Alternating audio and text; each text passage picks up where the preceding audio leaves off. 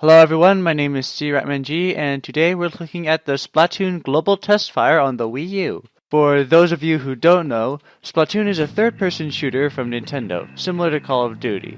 But the big difference is that instead of defeating as many enemies as possible, your objective is to cover as much of the battlefield with your team's color of ink.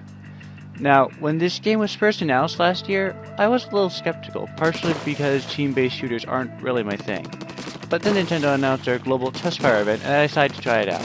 And I must say, it's actually kind of fun. Once you create your Inkling character using the limited options available to you, the game gives you a tutorial that gradually introduces you to basic controls, as well as Splatoon's other selling point, the ability to transform into a squid. While in squid form, you can't attack, but you move faster and can recharge your ink, which is your ammunition for all your weapons. I'm just going to let the video speak for itself for a bit.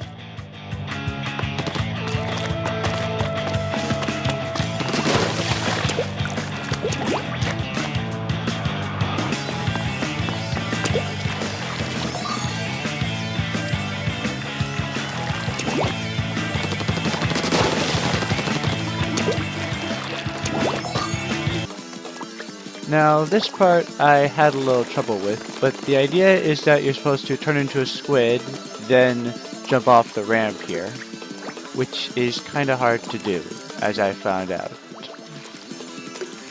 It's possible, trust me.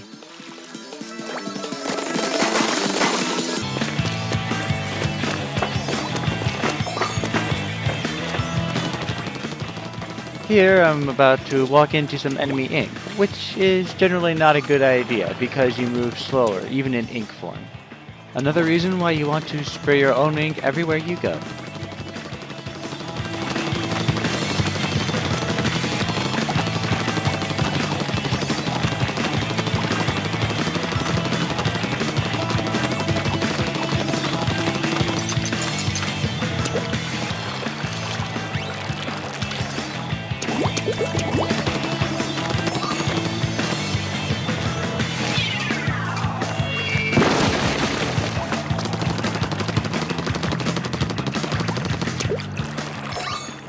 And that's pretty much the entire tutorial.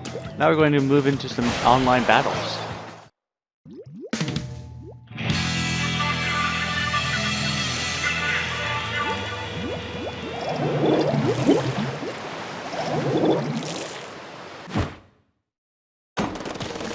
Alright, so this is a standard match of Splatoon. Your objective is to cover the field with as much of your ink as possible.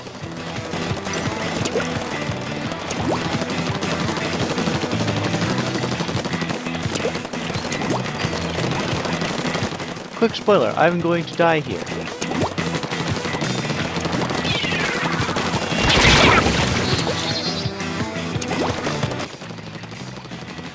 If you should get splattered by an opponent, like I just did, you'll respawn back at the start. But using the gamepad's touchscreen, which gives an overhead view of the battlefield, you can tap on a friendly player's position and instantly jump right back into action.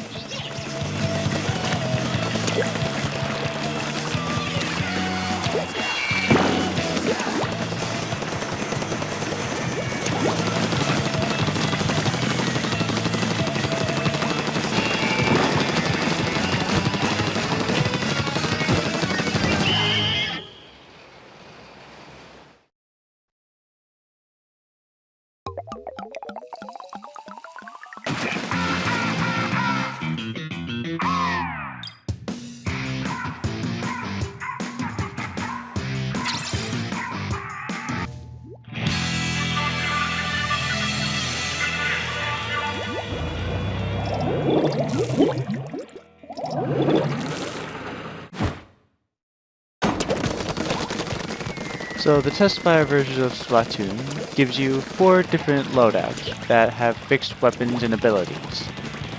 The one that I'm using here is the Splattershot Jr., which is basically an assault rifle. This particular gun comes with the shield, which renders me and nearby allies immortal for a short while. To use your ability, you have to paint the area around you your team color until the gauge in the top screen fills up. Then you can press the right stick to activate.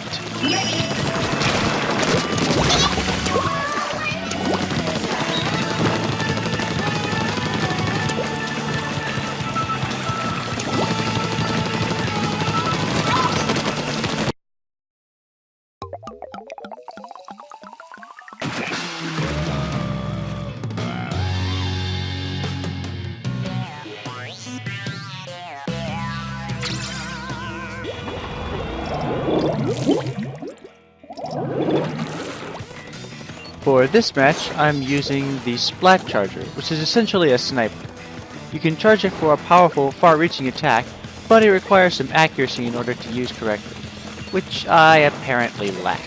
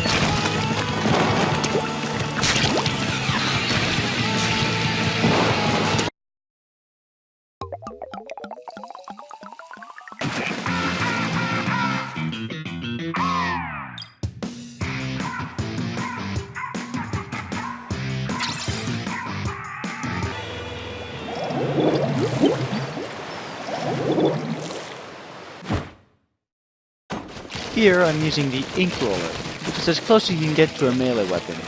It allows you to steamroll through enemy ink while leaving a trail of your own ink. And yes, it automatically KOs anyone who touches it.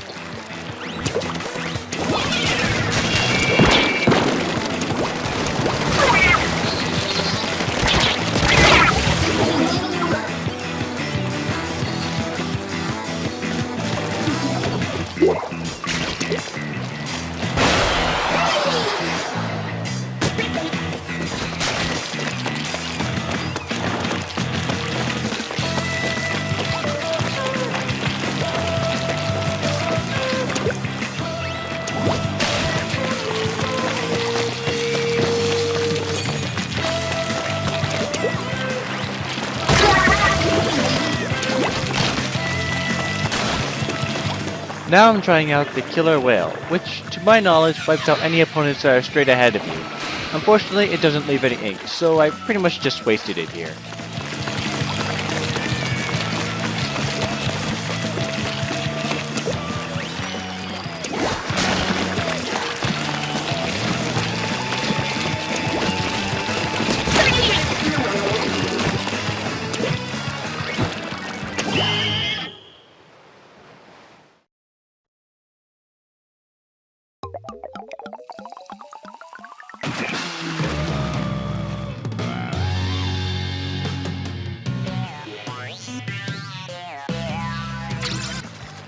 A couple more interesting things. While playing on this stage, I noticed these rectangular signs that featured drawings as if they were pulled from Miiverse posts.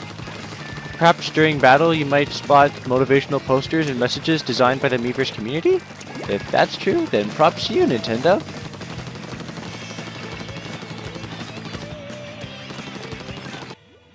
The last thing I want to talk about is the loading minigame. Unfortunately, I don't have any footage for it because it's played solely on the gamepad.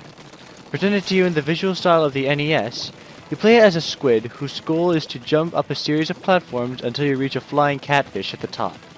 It doesn't sound too complicated, and it really isn't, but then you are gradually introduced to ice platforms that you slide on and pufferfish that cause you to super jump.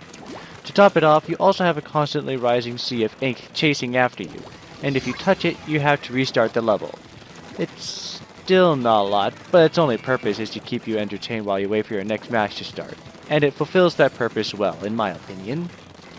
Also, if you're in the middle of a play when the match does finally start, the next time you play, you will be at the exact point where you left off. In conclusion, I really enjoyed my time with the Splatoon Global Testfire. Each match was short and entertaining, and the experience as a whole felt like a fresh coat of paint for the shooter genre. There were a few moments where I was frustrated to find ink all over my face, but overall, I can't help but feel a bit hyped for the full release. I feel that Splatoon will be a great catch once the full version sets sail. Man, I could use some calamari. See you later!